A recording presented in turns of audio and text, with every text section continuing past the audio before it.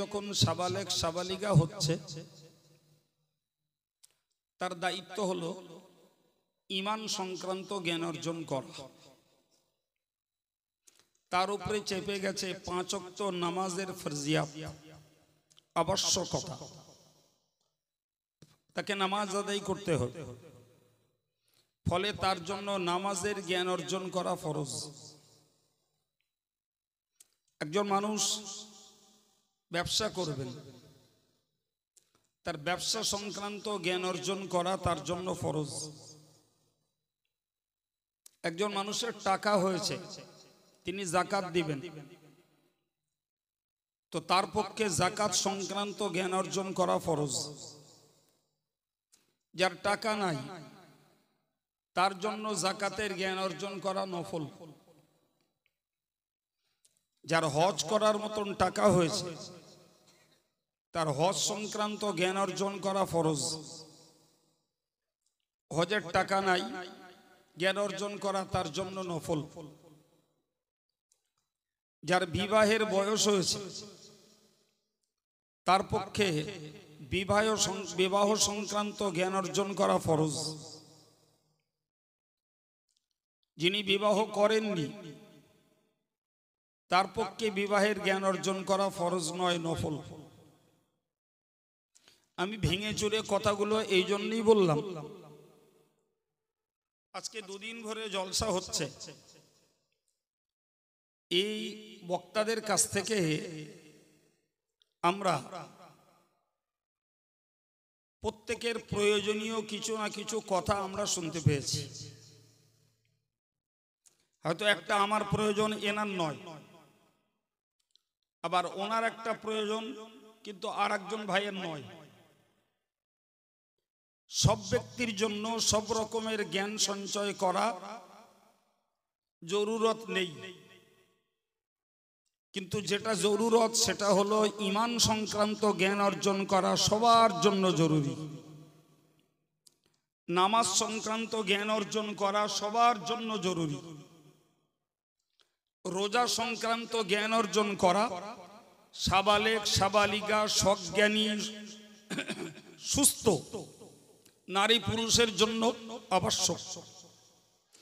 কিন্তু যাকাতের জ্ঞান অর্জন করা সবার জন্য আবশ্যক নয়, টাকাওয়ালার জন্য আবশ্যক। হজ সংক্রান্ত জ্ঞান অর্জন করা আরো একটু অতিরিক্ত টাকাওয়ালার জন্য আবশ্যক। ফলে আমাদের যে সমস্ত বক্তারা আমাদের কাছে আলোচনা শুনিয়েছেন, তো তাদেরই আলোচনা কারোর জন্য জ্ঞান অর্জন করা ফরজ, কারোর জন্য নফল।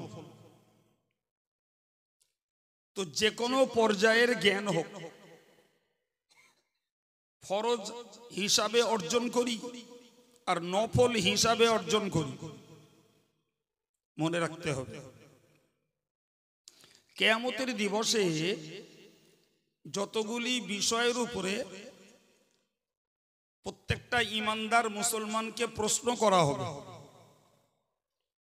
তার মধ্যে একটি বিষয় হলো আন ইলমিহি মাযা আমিলাহু। প্রত্যেকের নিজের জ্ঞান সম্পর্কে প্রশ্ন করা হবে যে তিনি তার জ্ঞান অনুযায়ী আমল করেছেন না করেননি। এই প্রশ্ন থেকে আমিও মুক্তি পাবো না, আর একজন মৌলানা তিনিও পাবেন না, একজন বক্তা তিনিও পাবেন না, একজন সাধারণ পুরুষ তিনিও মুক্তি পাবেন না, একজন সাধারণ মহিলা তারও মুক্তি নাই। খুব গুরুত্বের সঙ্গে কথাটাকে বুঝুন। আপনারা জানেন যে জ্ঞান অর্জন করতে হয় মূলত আমলের জীবন তৈরি করার জন্য। কিয়ামতের দিবসে যখন জিজ্ঞাসা করা হবে আমাকে যে তুমি তোমার জ্ঞান অনুযায়ী আমল করেছো না করোনি, আপনাকে জিজ্ঞাসা করা হবে জ্ঞান অনুযায়ী আমল করেছো না করোনি। প্রশ্নের উত্তর যদি দিতে পারি তাহলে তো আমি আল্লাহ পাকের কাছে সমাদর পাব। প্রশ্নের উত্তর যদি না দিতে পারি তাহলে আমরা আল্লাহ পাকের কাছে ধরা খাবো।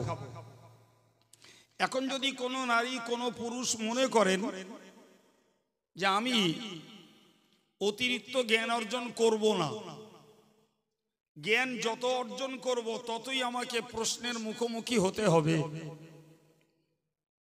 প্রিয় ভাইরা আমার, তো অতিরিক্ত জ্ঞান অর্জন যদি কেউ না করেন, কিংবা কেউ যদি ভাবেন আমি মোটেই জ্ঞান অর্জন করব না, তাহলে আমাকে আল্লাহর কাছে আর আসামির কাঠগড়ায় দাঁড়িয়ে কৈফিয়ত দিতে হবে না।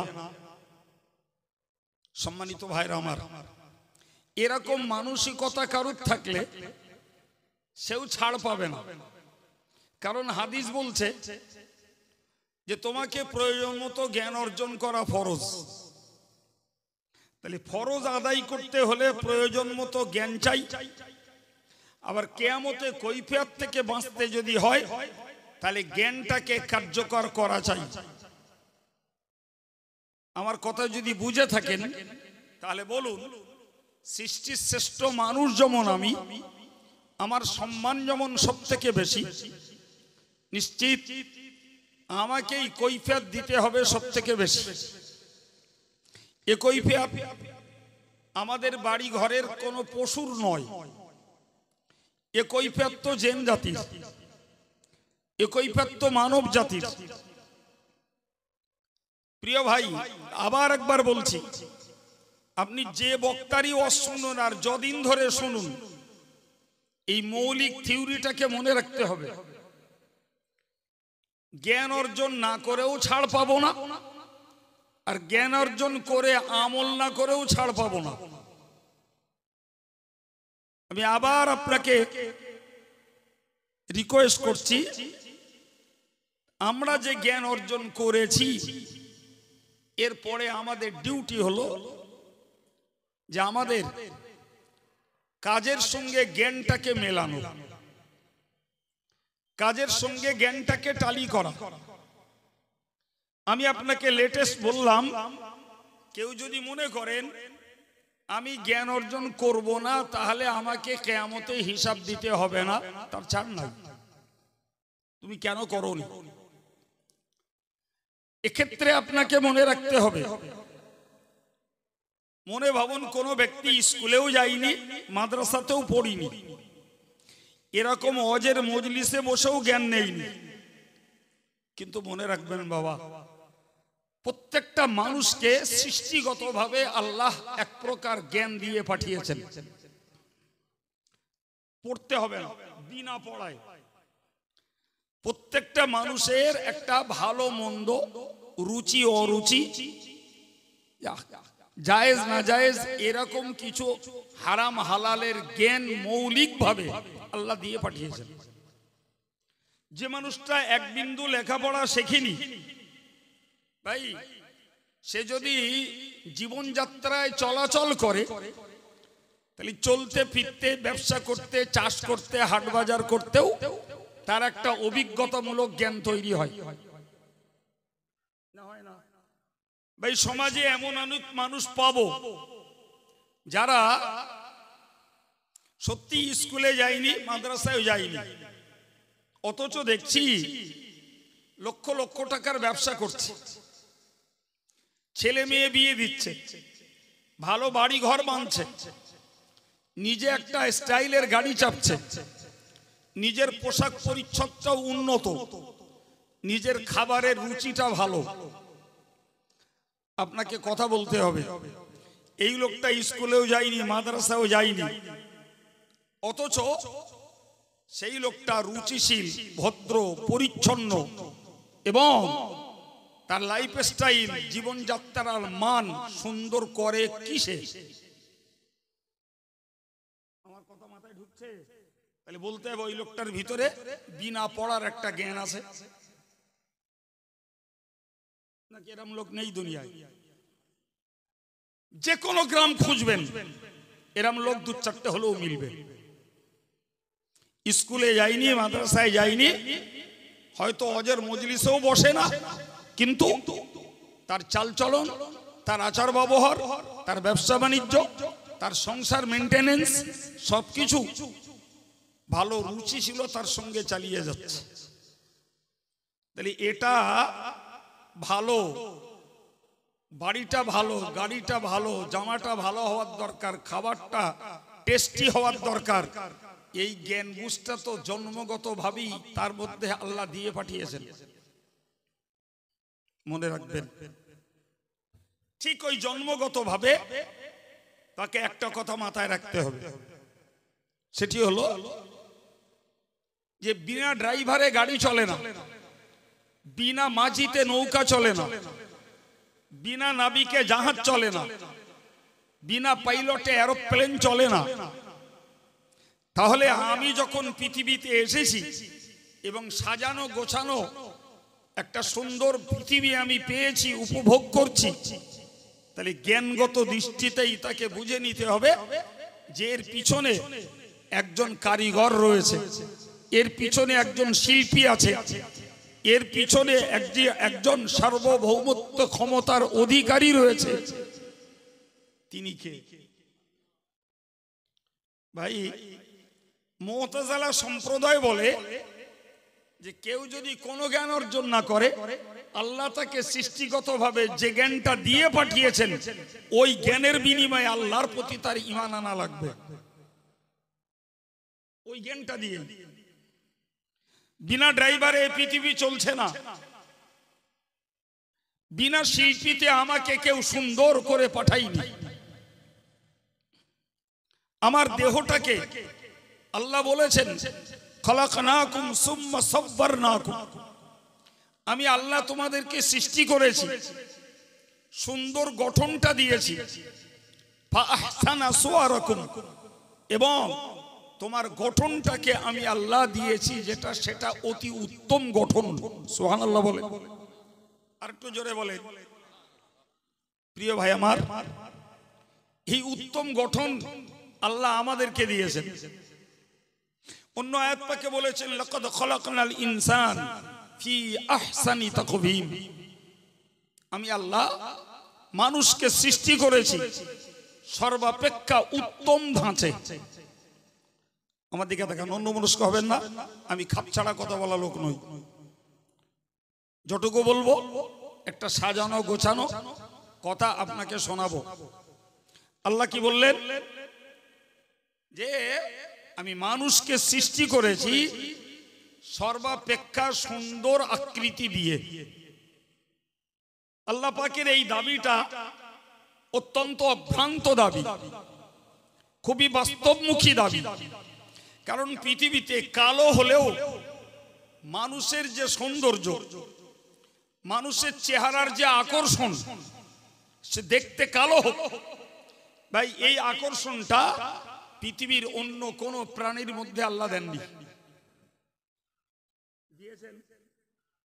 আরে ভাই, আমার দেশের লোক কালো খোঁজে, সাদা খোঁজে, কিন্তু জানেন আফ্রিকার নিগ্রো যারা, তারা কালো খোঁজে।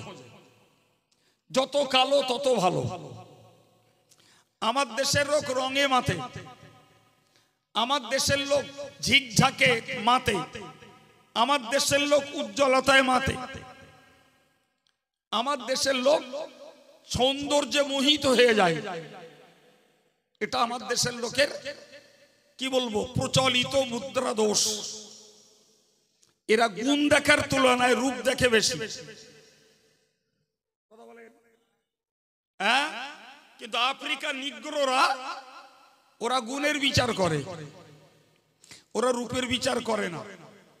বিশ্বাস করুন, আফ্রিকার নিগ্রোদের নীতি হলো যত কালো তত ভালো। তারাও মানুষ, আমরাও মানুষ, তারাও মানুষ, আমরাও মানুষ। সম্মানিত ভাইরা আমার, আমার বক্তব্য, কোরআন বলছে যে আমি মানুষকে সর্বাপেক্ষা সুন্দর আকৃতি দিয়ে তৈরি করেছি। এত সুন্দর আকৃতি কাউকে দিইনি। আমি ব্যাপারটাকে বোঝানোর জন্য একটা ঐতিহাসিক ছোট্ট গল্প আপনাদেরকে শোনাই। হযরত ইমাম মুহাম্মদ রহমাতুল্লাহ আলাইহির জমানা, যিনি হানাফি মাযহাবের শ্রেষ্ঠ দিকপাল, তিনি হানাফি মাযহাবের শ্রেষ্ঠ লেখক, তিনি 6 খানা কিতাব লিখে হানাফি মাযহাবের সমস্ত মসলাগুলো দলিল দিয়ে পূর্ণ করেছেন। সুবহানাল্লাহ। 6 খানা কিতাব। ভাইরা আমার, এই মানুষটার জমানা একজন ব্যক্তি তার স্ত্রীকে বলল যে তুমি যদি চাঁদের থেকেও সুন্দরী না হও তাহলে তোমার উপরে 3 তালাক।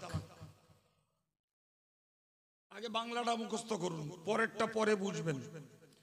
তুমি যদি চাঁদের থেকেও সুন্দরী না হও তাহলে তোমার উপরে 3 তালাক।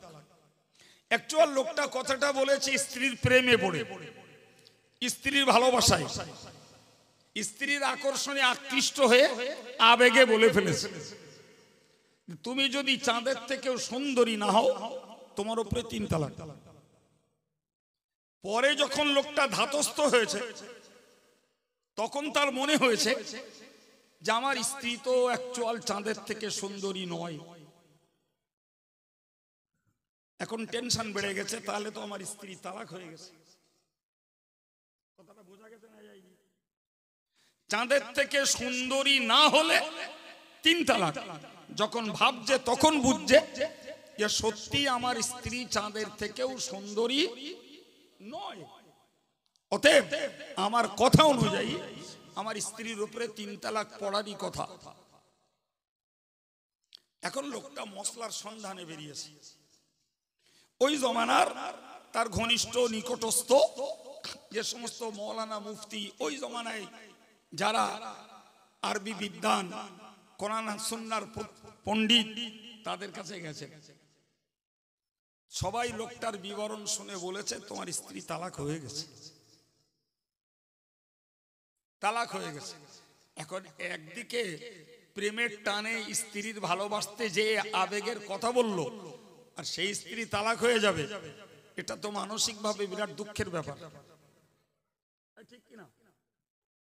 লোকটা লেটেস্ট হযরত ইমাম মুহাম্মদ রাহমাতুল্লাহ আলাইহির কাছে গেছে।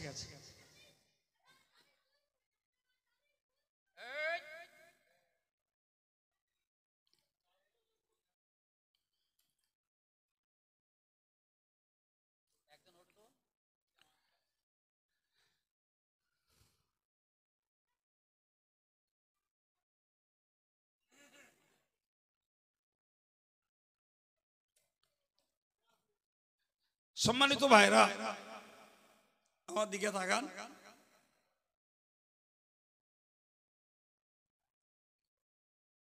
তো এবার ইমাম মুহাম্মদ রাহমাতুল্লাহ আলাইহি শুনে বুঝে বললেন যে তোমার স্ত্রী তালাক হয়নি। সুবহানাল্লাহ বলবেন না? একদিকে এক গুচ্ছ আলেম, আর একদিকে তিনি একলা। একদিকে এক গুচ্ছ আলেম, আর একদিকে তিনি একলা। তিনি বললেন তালাক হয়নি। ফলে যথারীতি লোকটা তার স্ত্রী নিয়ে ঘর করছে। ব্যাপারটা চারিদিকে চাউর হয়েছে, হবে না হবে না। তখন সেই আলেমগুলো তারা ওনাকে জিজ্ঞাসা করলেন যে ভাই কি ব্যাপার, আপনার স্ত্রী তো তালাক হয়ে গেছে, আপনি সেই স্ত্রী নিয়ে ঘর করছেন। উনি বললেন যে ইমাম মুহাম্মদ রাহমাতুল্লাহ আলাইহি বলেছেন যে তালাক হয়নি। বললে তাই? তো আলেমরা মিলে হুজুরের কাছে যে হাজির, যে হুজুর এই ঘটনায় আপনি, আমরা শুনলাম তালাক না হওয়ার ফতোয়া দিয়েছেন, বিষয়টা আমরা রহস্যটা জানতে আসলে হযরত ইমাম মুহাম্মদ তাদেরকে বললেন তোমরা কি কোরআন শরীফ পড়তে পারো? আচ্ছা বাবু, একে তো আলেম, আবার ওই জমানার আলেম, এই জমানার আলেম তো না। আপনাদের মৌলানা সাহেব বলছিলেন না যে কোরআন পড়তে পারে না, ওয়াজ করে, শুনছিলেন না? তো যাদের কথা বলছিলেন তাদের কোরআন পড়ার ভুলির কোনো সীমা সংখ্যা নেই, অগণিত ভুল। গলা থাকলে দাউদ পাওয়া যায়, পাচ্ছে আর একদল খাচ্ছে। পণ্য বাজারে তুললি, দাম কম বেশি যাই হোক, কেনার খরিদ্দার আছে, তাই সে পণ্য যেটাই প্রিয় হোক, আল্লাহ এদের সহি বুঝ দেন, বলুন আমিন। প্রিয় ভাইরা আমার, তো উনি যখন বললেন যে আপনারা কোরআন পড়তে পারেন, তো আলেমগুলো থতমত খেয়ে গেল যে আমরা আবার কোরআন পড়তে পারি না। তো বললে জি হ্যাঁ হুজুর পড়তে পারি। তো কোরআন যদি পড়তে পারেন তাহলে আপনারা তালাক হওয়ার ফতোয়া কেন দিলেন? আল্লাহ পাক কোরআন শরীফে বলেছেন, লাকাদ খালাকনাল ইনসানা ফি আহসানি তাকওয়িম, আমি আল্লাহ মানুষকে সৃষ্টি করেছি সবথেকে সুন্দর আকৃতিতে, সর্বাপেক্ষা সুন্দর ধাঁচে। সুতরাং চন্দ্রের যে সৌন্দর্য, ওই সূর্যের যে সৌন্দর্য, এর থেকেও বেশি সৌন্দর্য মানুষের চেহারায়। অতএব আপনার ওই লোকটার স্ত্রী যখন একটা মানুষ, আল্লাহ সৃষ্টির ভিতরে শ্রেষ্ঠ সৌন্দর্যের অধিকারী মানুষ। অতএব ওই লোকটা যে কথা বলেছে চাঁদের থেকেও সুন্দরী না হলে তালাক, অবশ্যই ওনার স্ত্রী চাঁদের থেকেও সুন্দরী। শুধু ওনার স্ত্রী নয়, বরং মানুষ মাত্রই চাঁদের থেকেও সুন্দর অথবা সুন্দরী, ফলে তালাক হয়। আলেমগুলো বুঝে গেলেন হযরত ইমাম মুহাম্মদ রাহমাতুল্লাহ আলাইহির এই সূক্ষ্ম যুক্তির কথা। ঘটনা বাস্তব কি ভাই, সূর্যের একটা তেজস্বী আলো আছে বাবা জি, তো আপনি সূর্যের দিকে তাকান, সূর্যের দিকে তাকিয়ে আপনি 1 মিনিট থাকতে পারবেন না, পারবেন? চোখ ফিরিয়ে দেবে, দেবে না দেবে না? তাহলে সূর্যের আলো আছে, তেজ আছে, কিন্তু সূর্যেতে রয়েছে বিকর্ষণ, আকর্ষণ নেই। চাঁদের আলো আছে, হয়তো সূর্যের থেকেও আর একটু বেশি সময় চাঁদের দিকে তাকানো যায়, কিন্তু সেটাও দীর্ঘ সময় ধরে তাকানো যায় না। কিন্তু একটা সুন্দর পুরুষ যদি হয় আর একটা সুন্দরী নারী যদি হয়, তার চেহারার দিকে ঘন্টার পর ঘন্টা, বছরের পর বছর দেখেও মানুষের আকর্ষণ নষ্ট হয় না। কথা ঠিক না ভুল? এবার আপনি একটা জায়গায় স্থির করে নেন যে কোরআনের এই বক্তব্য কত যথার্থ, কত সত্য, যে সর্বাপেক্ষা সুন্দর আকৃতি, সুন্দর ধাঁচ আল্লাহ দিয়েছেন কাকে বাবা? সবাই মিলে বলেন, নিজের মূল্য বুঝুন, নিজের মূল্য বুঝুন। আমার আল্লাহ কোরআনে বলেছেন, অফি আনফুসিকুম আফালা তুবসিরুন, বান্দারে আমি আল্লাহর কৃতিত্ব, আমি আল্লাহর কুদরত, আমি আল্লাহর ক্ষমতার নজির তোর নিজের দেহে আছে, অন্য কাউকে দেখতে হবে না। তোর নিজের দেহটাকে নিয়েই তুই যদি রিসার্চ করিস, অতি তোর মন চাইবে আমার হুকুমের গোলামি করতে, অন্য কিছু লাগবে না। সম্মানিত ভাইরা আমার, এর পরের কথা বলছি, মনে রাখুন। মহান আল্লাহ পাক কোরআন শরীফে বলেছেন, আর রহমান আল্লামাল কোরআন খলাকাল ইনসানা আল্লামাহুল বায়ান। মক্কার কাফেরদেরকে বলা হয়েছিল যে তোমরা রহমানের সেজদা করো। কাকে বলেছি বাবা? মক্কার কাফেরদেরকে বলা হয়েছিল তোমরা রহমানকে সেজদা করো। বাংলাটা বুঝে নেন, পরেরটা সহজ হবে। তোমরা রহমানকে সেজদা করো। কলু, তারা বলেছিল আমার রহমান। সে রহমান আবার কে? রহমান কাকে বলে? এর পরিপ্রেক্ষিতে আল্লাহ পাক বললেন, আর রহমান আল্লামাল কোরআন। রহমান তিনি যিনি কোরআন শিখিয়েছেন। মন খুলে বলে, আর একটু মহব্বত করে বলে। সম্মানিত ভাইরা আমার, এই আয়াত পাকে মহান আল্লাহ তার নিজের পরিচয় ব্যক্ত করেছেন কোরআনের শিক্ষক হিসাবে।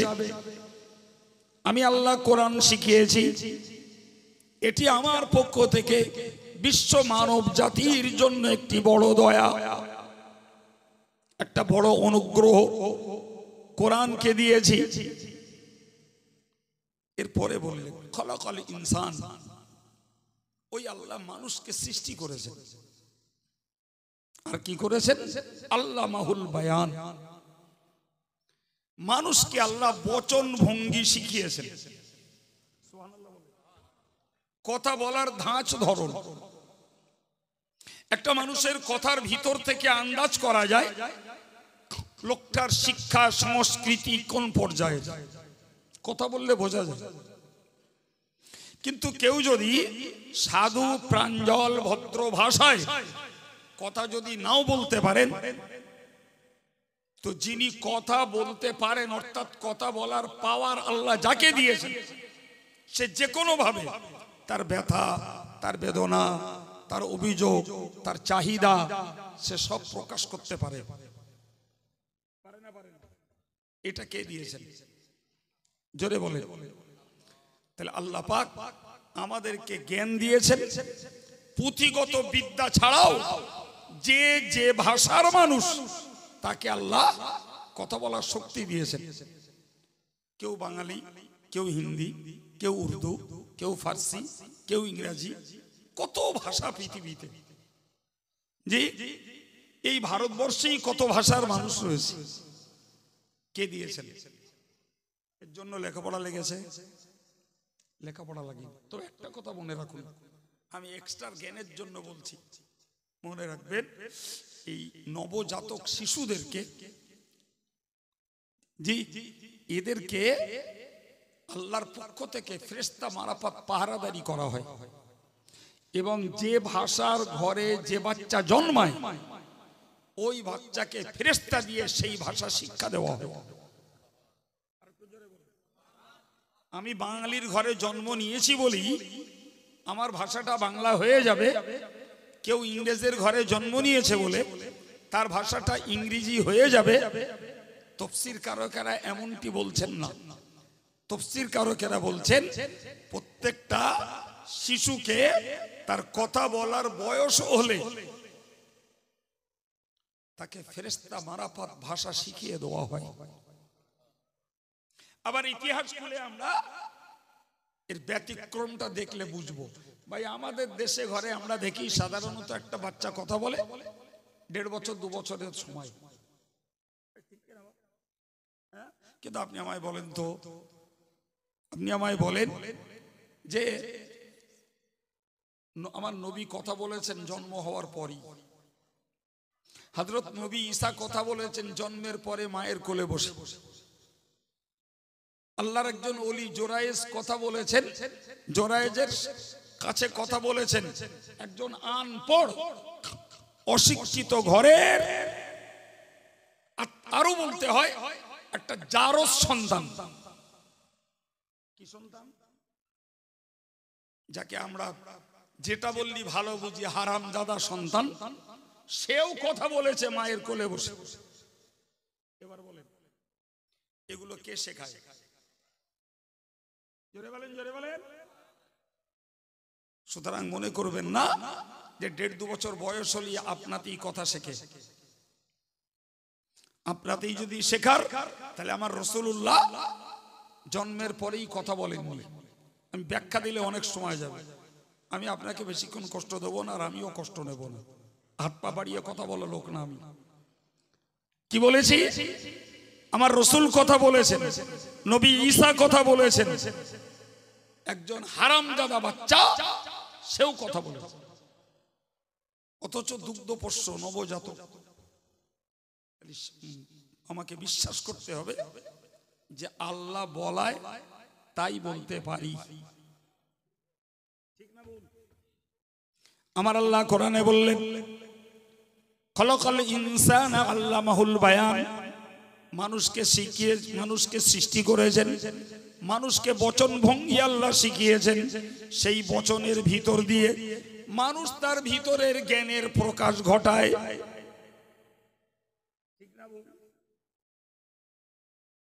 একটা কথা স্বীকার করুন ফের, যে সৃষ্টিগতভাবে আল্লাহ যেমন আমাদেরকে সুন্দর বানিয়েছেন, তেমন আমাদেরকে আল্লাহ জ্ঞান আর জ্ঞান প্রকাশের জন্য ভাষা দিয়েছেন।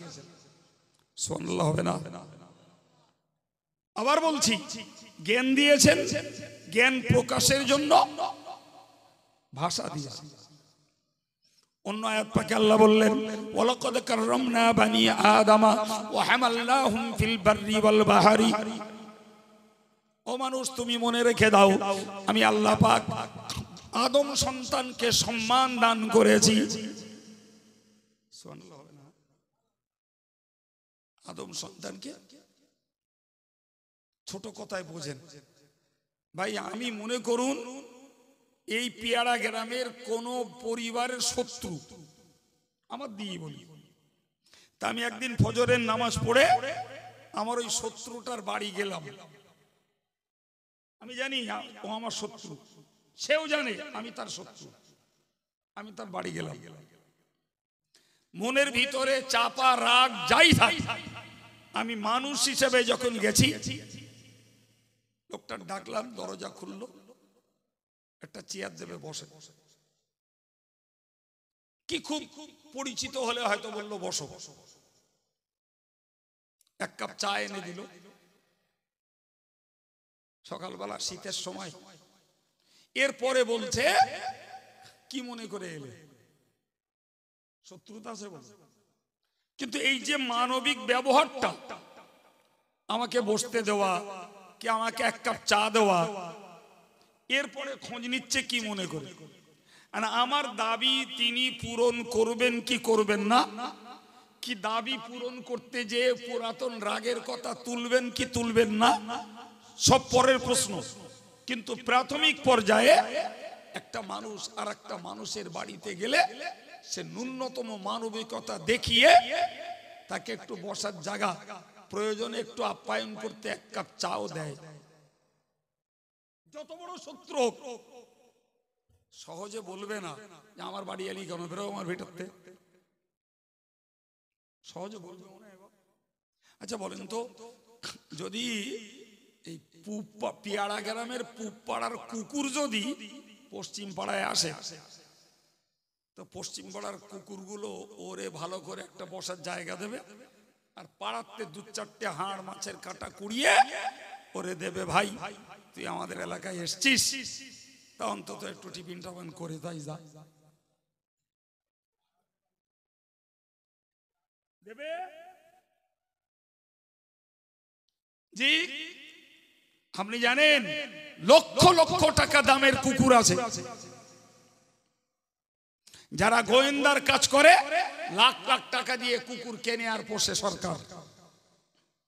তো ওইরকম কুকুর যদি আসে, তাও আমাদের দেশীয় কুকুররা ওরে যত্ন নেবে, যে আমাদের সার এসে বুলডগ দেবে।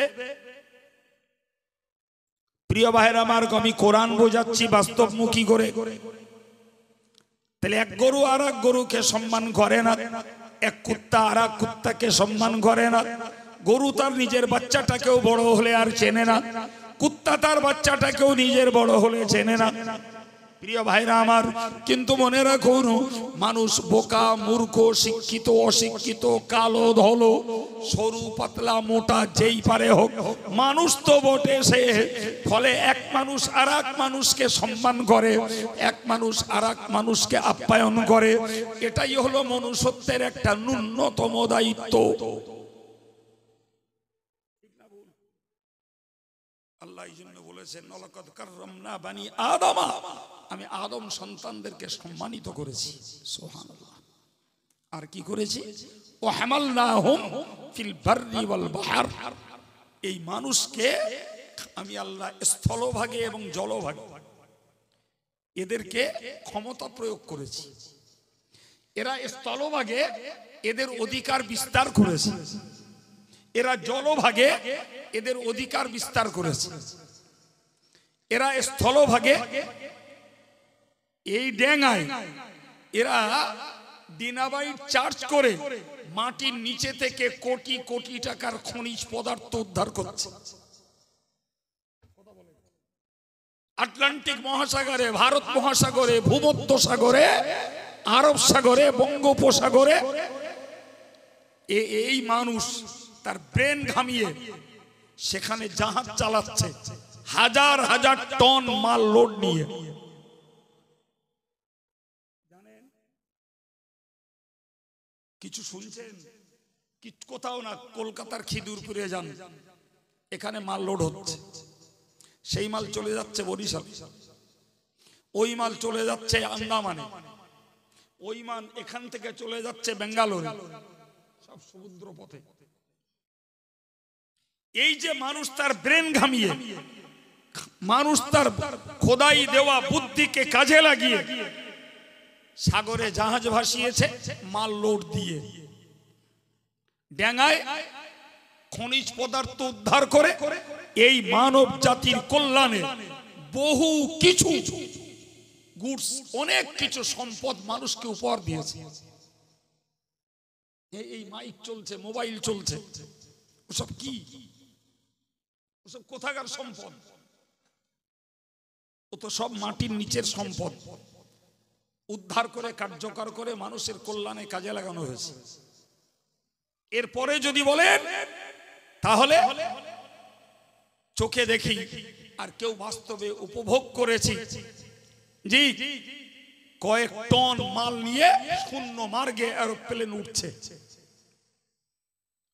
400 প্যাসেঞ্জার, 400 প্যাসেঞ্জারের মাল সামান সব আকাশে উঠছে। এ কাজ করেছে কারা? এই মানুষ। মানুষের ব্রেনটা দেওয়া কার? আল্লাহ। আল্লাহ বললেন আমি মানুষের আকৃতি দিয়েছি সুন্দর, মানুষের জ্ঞান দিয়েছি, মানুষের ভাষা দিয়েছি, মানুষকে সম্মানিত করেছি স্থলভাগে জলভাগে। আজকের বিজ্ঞানের উৎকর্ষের যুগে বলতে হয় শূন্য মার্গে আমি আল্লাহ মানুষের অধিকার বিস্তার করে দিয়েছি। আর একটু চিল্লে বলুন। সম্মানিত ভাইরা আমার, অন্য আয়াত পাকে মহান আল্লাহ বললেন সাখখারা লাকুম মা ফিস সামাওয়াতি ওয়া মা ফিল আরদি।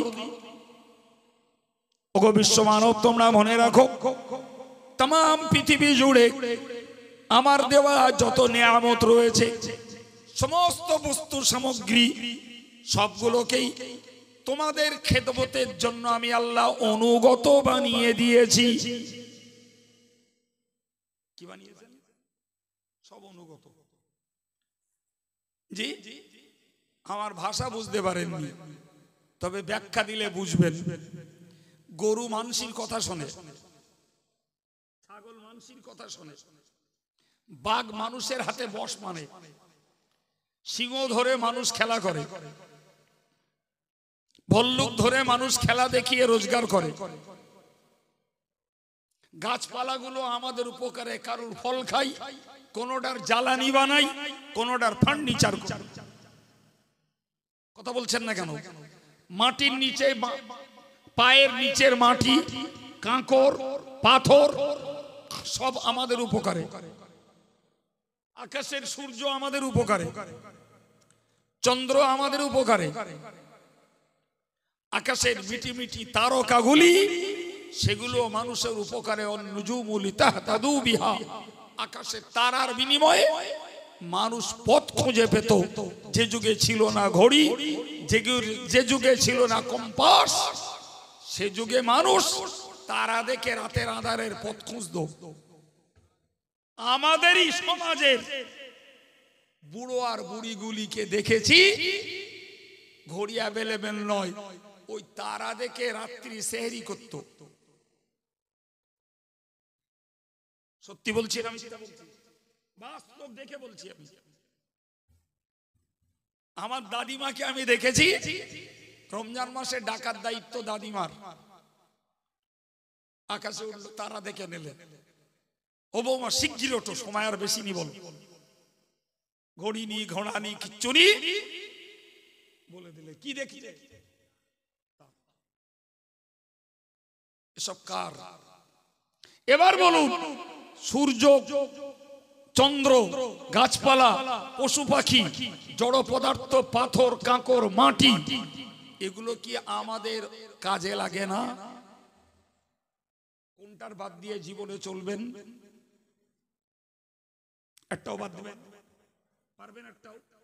কোনটা বাদ দিয়ে মানুষ বাঁচতে পারবে? আদৌ আদৌ।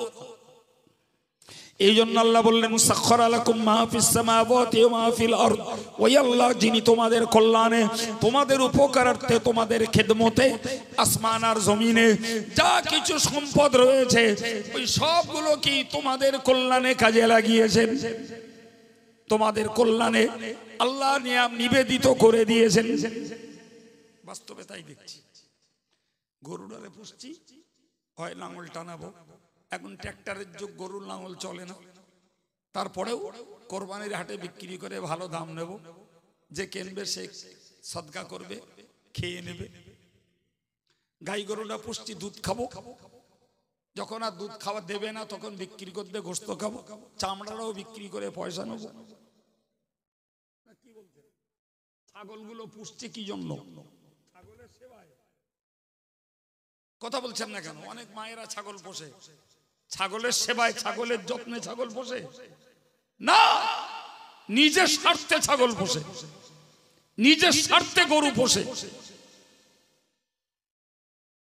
প্রিয় ভাইরা আমার, আমি আপনাকে এই জিনিসগুলো বুঝিয়ে বুঝিয়ে এসেছি। এরপরে শুনবেন, আমার আল্লাহ কোরআনে বললেন ওয়াজআলনা সিরাজাম ওয়াহাজা, আমি আল্লাহ এই পৃথিবীটাকে উদ্ভাসিত করার জন্য আকাশে দীপ্তিমান সূর্য দিয়েছি। আবার আল্লাহ বলেছেন আমি চন্দ্রটাকে জ্যোতি বানিয়েছি।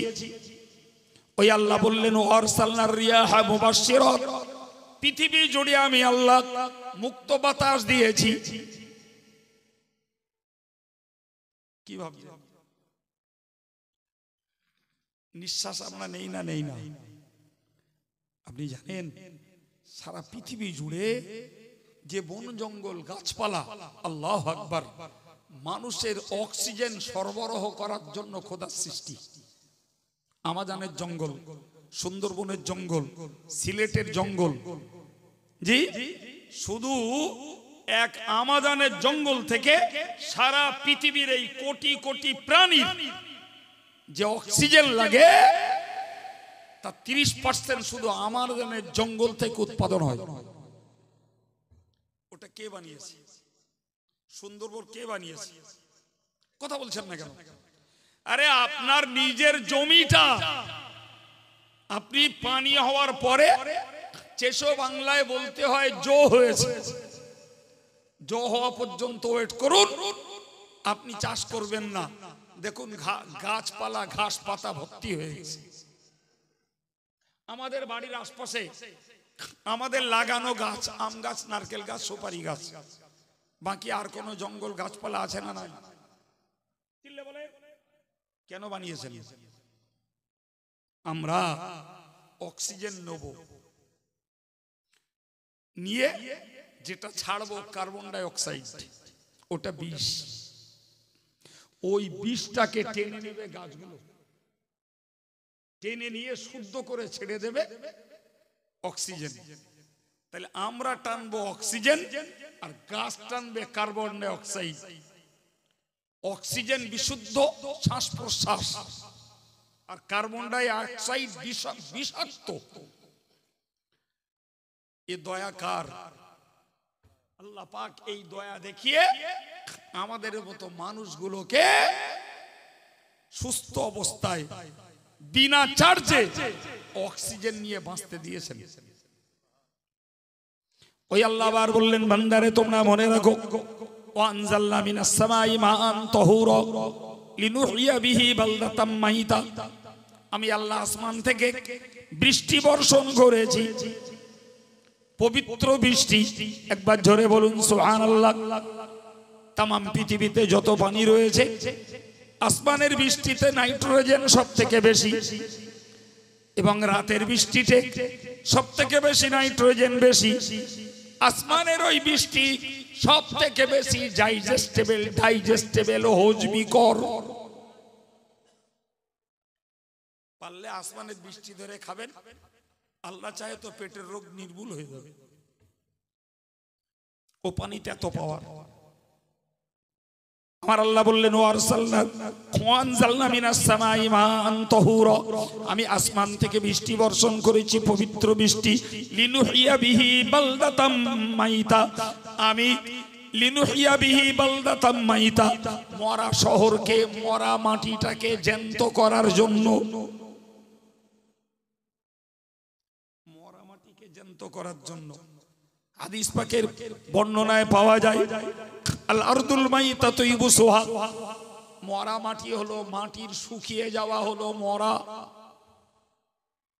মাটি শুকিয়ে যাওয়া হলো, আর পানি পড়ে উর্বরা শক্তি ফিরে পাওয়া হলো মাটির জন্য জীবন্ত হওয়া। সুবহানাল্লাহ বলেন। ও ভাই, যদি আল্লাহ আসমান থেকে বৃষ্টি না দিতেন, কৃত্রিম পানিতে মানুষের কি প্রয়োজনীয় চাষবাস রবি শস্য হতো বলে মনে হয়?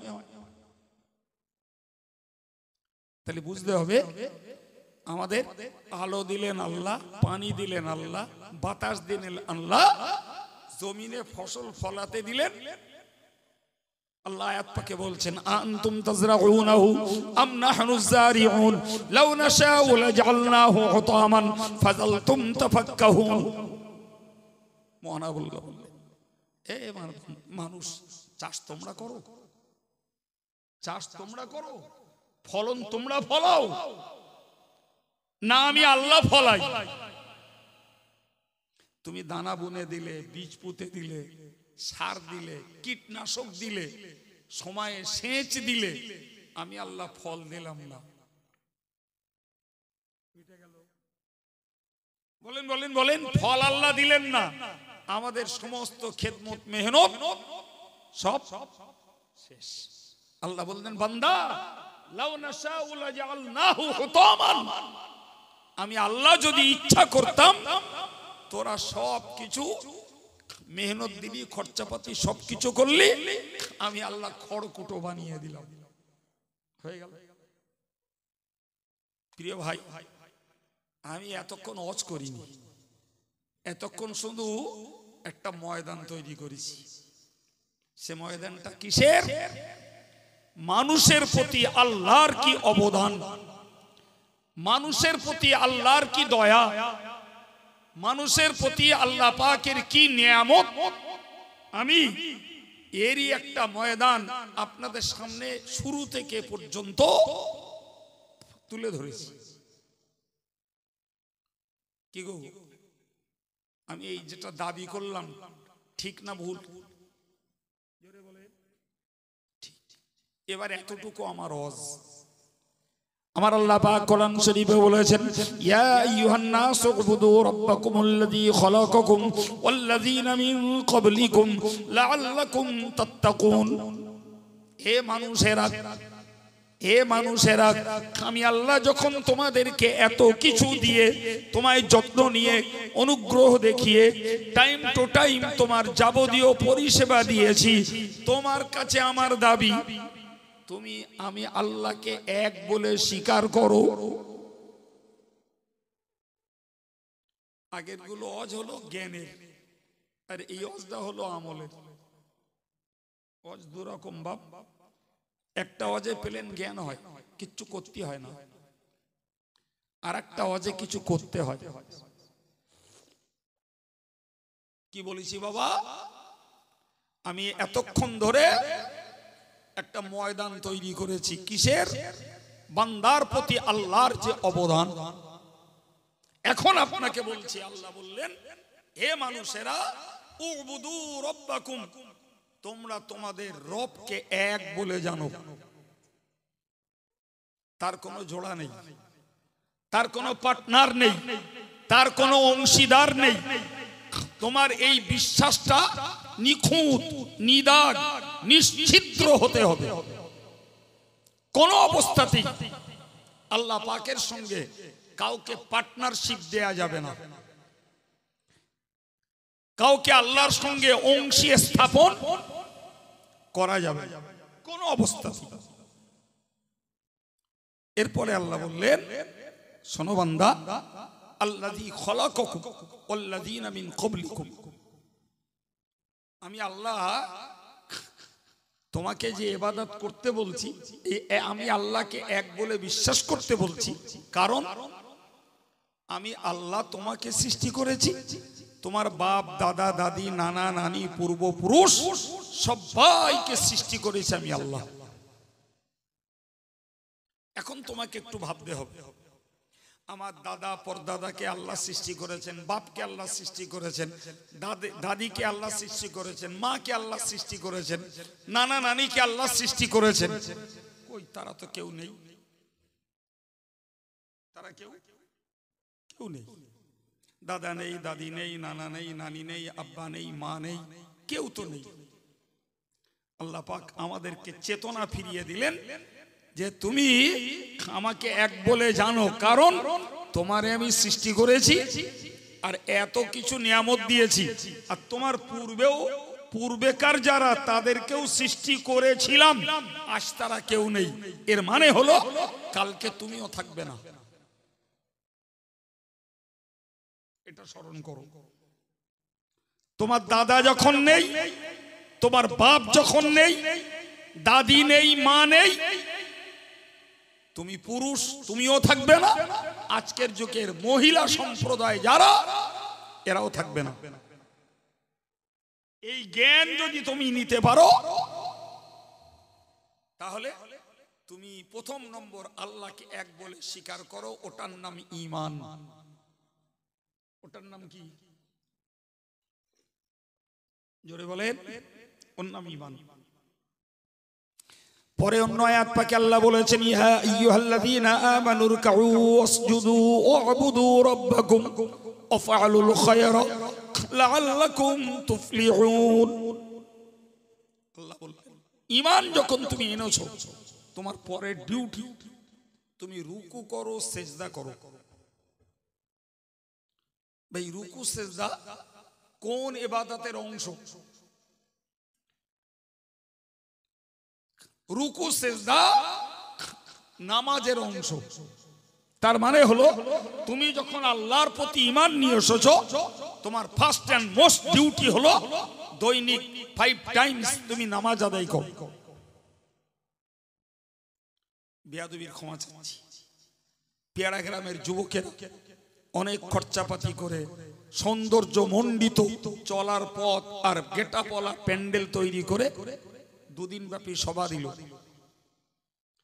পেয়ারার নারী পুরুষ মিলে যদি সবার আগে 40% নামাজি থাকে, তাহলে সবার পরে যদি সংখ্যাটা বেড়ে 50% হয়, তাহলে তো বোঝা যাবে যে বক্তারা যা দুদিন ধরে গেয়ে গেছেন সেটা কার্যকর হয়েছে।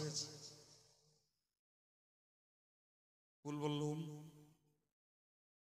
দুদিন ধরে জলসা হলো, পয়সা করির প্রচুর উৎসর্গ হলো, আর 40% মুসল্লি, আর আজকের রাতের শেষে ফজরের নামাজ, রাত জাগায় কাজা। তার মানে আরো সংখ্যা কমে গেল। কিরম মনে হচ্ছে? মনে হচ্ছে লোকের কথায় রসকস কিচ্ছু নেই, এরা মনে হচ্ছে নাকি ব্রেনে ঘেনু থাকে? আমার কথাটা কেটে দেন। বলেন আজকে রাতের শেষে ফজরের নামাজ পড়ার লোক যদি রাত জাগার কারণে, কথার কথা 5 জন 10 জনের যদি ফজরের নামাজ কাজা যায়, তাহলে ছিল 40%, পার্সেন্টেজটা কমবে না? অথচ কাম্য ছিল যে আমরা কষ্টোপার্জিত অর্থ দিয়ে সুন্দর পরিবেশ তৈরি করে, আর মজাদার অনেক সুরালা বাংলাদেশের টনওয়ালা বক্তা নিয়ে ওয়াজ দেব, তাতে যদি 40% নামাজি যদি 50% না হয়, তাহলে আমাদের এই সওয়াবের ব্যবসা তো লসে রান করছে। এটা কি লৌকিকতা না সওয়াব? উদ্দেশ্যটা সওয়াবের, তো রেজাল্ট যদি দেখছি যে সওয়াবের ব্যবসা লসে রান করছে, তাহলে তো আমাকে কোরআনের হুকুমকে মেনে নিয়ে বেনামাজিদেরকে নামাজি হওয়া লাগবে, বেনামাজি মহিলাকে নামাজি হওয়া লাগবে। এরপরে আমার আল্লাহ বললেন ওয়াবুদু রব্বাকুম, ও আমার ইমানদার বান্দা বান্দি, তোমার দায়িত্ব হলো তুমি নামাজ তো অবশ্যই ইবাদত, এছাড়াও অন্যান্য ইবাদতগুলিকে সম্পন্ন করো। নামাজটাও ইবাদত, রোজাটাও ইবাদত, টাকাওয়ালার জন্য হিসাব করছে যাকাত দেওয়াটাও ইবাদত, টাকাওয়ালার জন্য হজ করাটাও ইবাদত, জিকির করাটাও ইবাদত, তাসবিহ পড়াটাও ইবাদত, কোরআন তেলাওয়াত করাটাও ইবাদত। ঠিক কি না? আল্লাহ বললেন তুমি ঈমানদার যখন হয়েছো, তোমার প্রতি আমার এত অবদান, তুমি নামাজ পড়ো, নামাজ সহ অন্যান্য ইবাদতগুলো করো।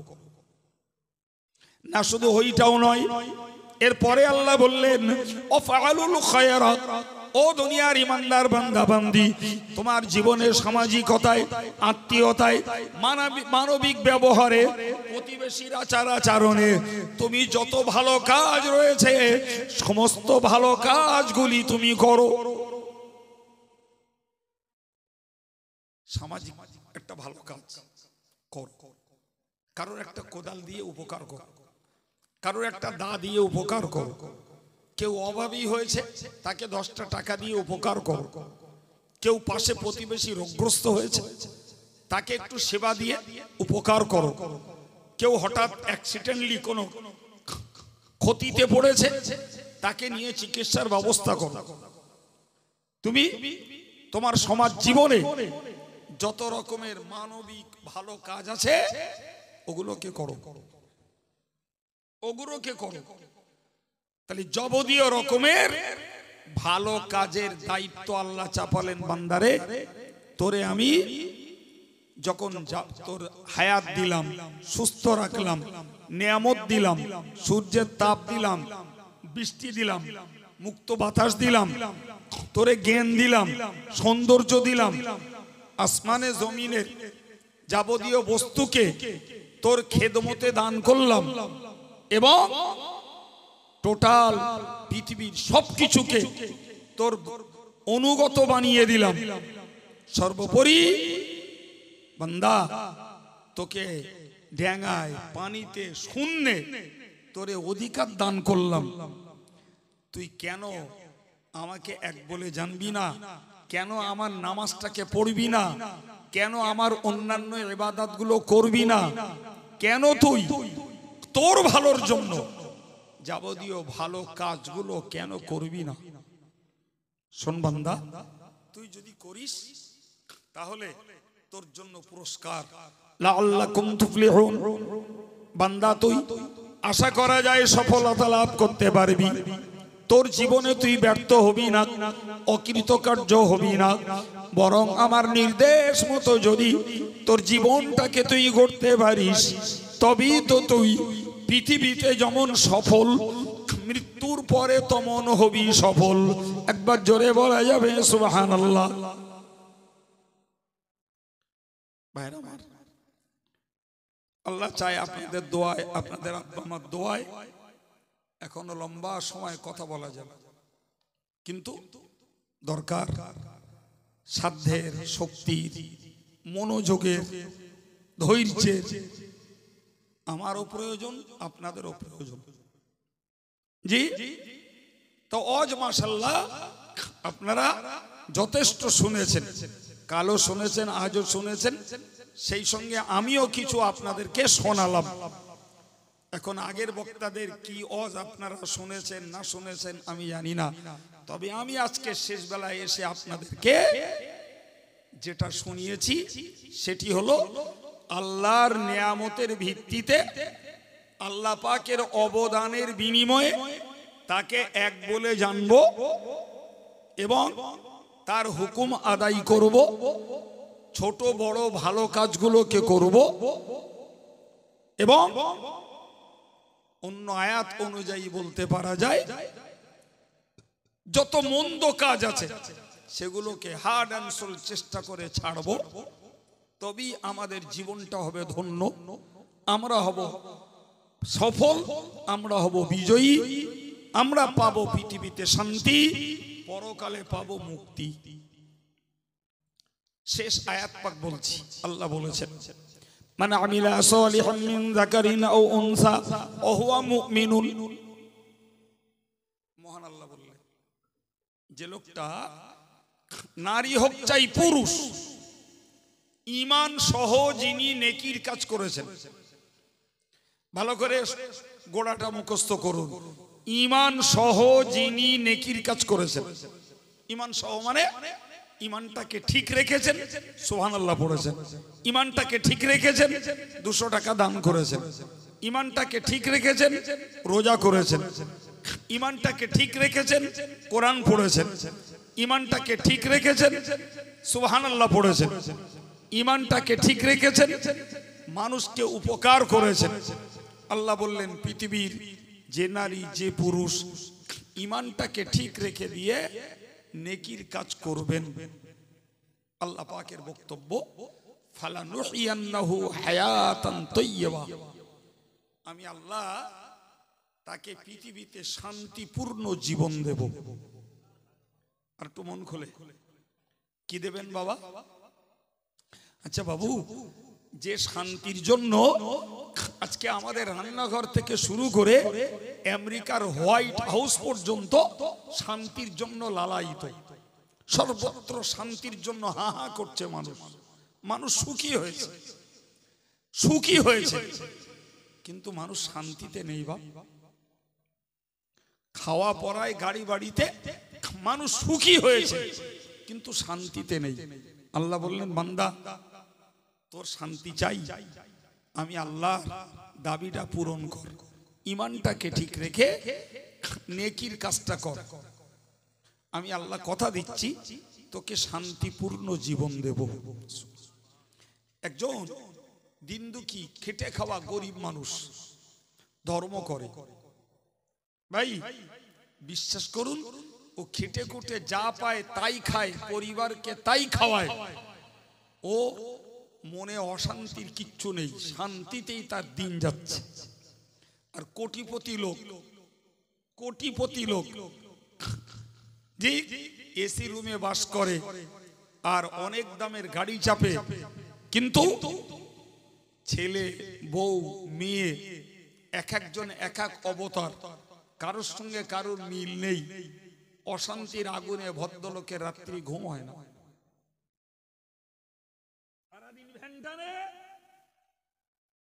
আর তাতে যা রোজগার হয় শাক ডাল খেয়ে নাকে তেল মারা মতন ঘুমায়, পাশ দিয়ে লরি চলে যায় আর ঘুম ভাঙে না। কিন্তু প্রচুর অর্থশালী বুদ্ধিজীবী কত রাজনীতিবিদ নেতা হোতা রয়েছে, ট্যাবলেট খায় ঘুম আসে না, শান্তি। মনে রাখবেন মুসলমান, শান্তি শিক্ষায় নেই, শান্তি রাজনীতিতে নেই, শান্তি টাকায় নেই, শান্তি নেতৃত্বে নেই, শান্তি রয়েছে আল্লাহর ইবাদতে, শান্তি রয়েছে আল্লাহর জিকিরে, শান্তি রয়েছে আল্লাহর তাসবিহ পড়াতে, শান্তি রয়েছে আল্লাহর হুকুমের গোলামিতে। সুতরাং ইসলামী জ্ঞান চর্চার পরিবেশ তৈরি করে, শ্রম দিয়ে, সময় দিয়ে, অর্থ খরচ করে যদি আমরা নিজেরা নিজেদের জন্য শান্তির পথ না ধরতে পারলাম, শান্তির পথে যদি দাঁড়িয়ে না থাকতে পারলাম, শান্তির পথটাকে যদি না নিতে পারলাম, তাহলে শিক্ষার পরেও বলতে হয় এরা বোকা। কথা বলে ঠিক কিনা ভুল? শান্তি আল্লাহ বললেন দেব, ঈমান সহ নেকির কাজ করো। শুধু এই জগতে শান্তি দেব না, ফালানাজজিআন্নাহুম আজরাহুম বিআহসানি মা কানু ইয়ামালুন, তোমার আমলের তুলনায় বান্দা অনেক অনেক উত্তম সুন্দর পুরস্কার দেব। সুবহানাল্লাহ। পৃথিবীর মুফাসসিররা, কোরআনের ব্যাখ্যাকাররা বলেছেন মানুষের আমলের তুলনায় উত্তম পুরস্কারটার নাম হলো আল্লাহ পাকের দয়ার জান্নাত। বাবা, তাহলে যে কাজ করলে পৃথিবীতে শান্তিতে থাকা যাবে আর পরকালে জান্নাত পাওয়া যাবে, জি, শিক্ষিত শিক্ষিতা, বুদ্ধিমান আর বুদ্ধিমতী, টাকাওয়ালা আর গরিব, জি, পাতলা আর মোটা, ইমানদার যে আল্লাহকে যে এক বলে বিশ্বাস করেছে, সকলের জন্য উচিত কর্তব্য হলো যে কোরআনের বার্তাকে কাজে লাগানো আর নিজেকে শান্তির উপযুক্ত হিসাবে আল্লাহর কাছে পেশ করা, আল্লাহর কাছে তুলে ধরা।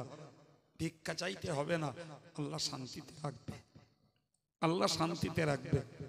প্রিয় ভাইরা আমার, আমাদের বড় মুদ্রা দোষ হলো আমরা অজের নামে শুনি কণ্ঠ, অজের নামে শুনি সুরস্বর, অজের নামে শুনি ঘটনা প্রবাহ, কিন্তু ওয়াজটা যে আমার জীবন গড়ার একটা উত্তম শিক্ষা, এইটা ভাই সবাই ভাবে না, সবাই ভাবে না।